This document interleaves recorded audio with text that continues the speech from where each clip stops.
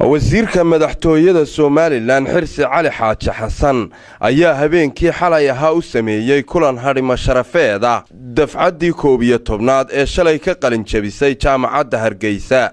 waxaa kulankaasi ka soo qayb galay wasiirka dhalinyarada iyo ciyaaraha, wasiir ku-xigeenka kalluumaysiga iyo khayraadka badda, gudoomiyaha jaamacadda Hargeysa iyo qaar ka mid ah agaasimayaasha guud ee dalka. afayeenka madaxtooyada Soomaaliland gudoomiyaha jaamacadda Hargeysa Professor Cabdi Xuseen Gaas oo halkaasi ka hadlay ayaa sheegay waxyaalaha la taaban karo ee madaxtooyada Soomaaliland ku caawiso jaamacadda Hargeysa. wasiir ku-xigeenka wasaaradda kalluumaysiga iyo khayraadka badda Cabdikariin Axmed Mooge ayaa isaguna halkaasi ka hadlay waxaanu yidhi waxaynu leenahay sideed boqol iyo konton kiiloomitir dhererkeedu yahay oo kalluunka buuxo haddaba iyadoo saacahay manihi kusoo yaqaano inay nahay kalluumaysato waxaa lagu yaqaanaa inaynu nahay mushaqoo dhaqataa maskaxdii iyo cilmigii iyo caqligii iyo halabuurkii sideedaa boqol iyo kontonka xeebta dhererkeedu yahay kalluunka buuxo shaqo lagaga abuuri lahaa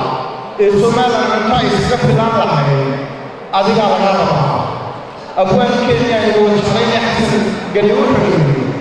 dunidii maraasay maskax lagu furfay waxa ay mushkiladaha dunida iyadoo qofsan baa la yiri iyadoo la aqoonay shaqada xyaalo kaasoo jaha ay leedahay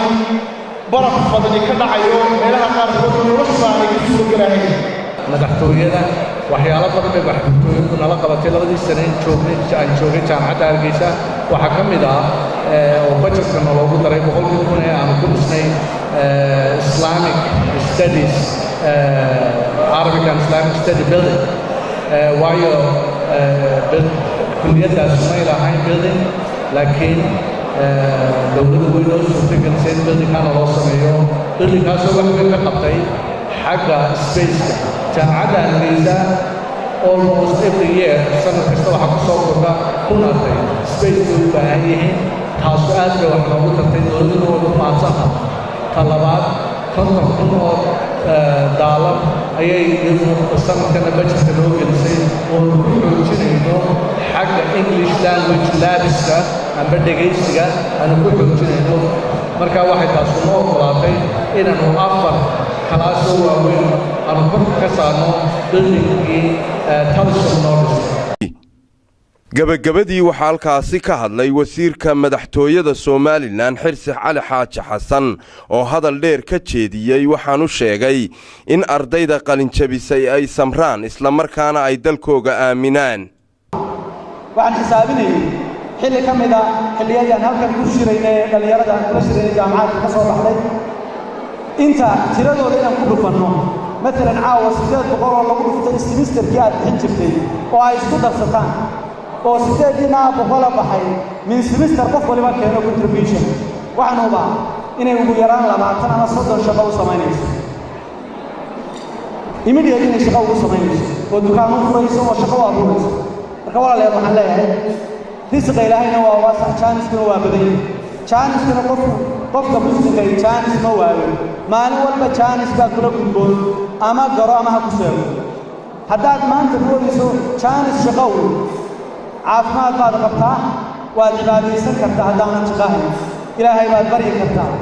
ilaahayna subxaanahu wa tacaala kuwa u dhowaada u tadarruca nolosha u fududeeya waman yattaqi llaaha yajcal lahu makhrajan ilaahay kii ka cabsada nolosha waa u fududeeya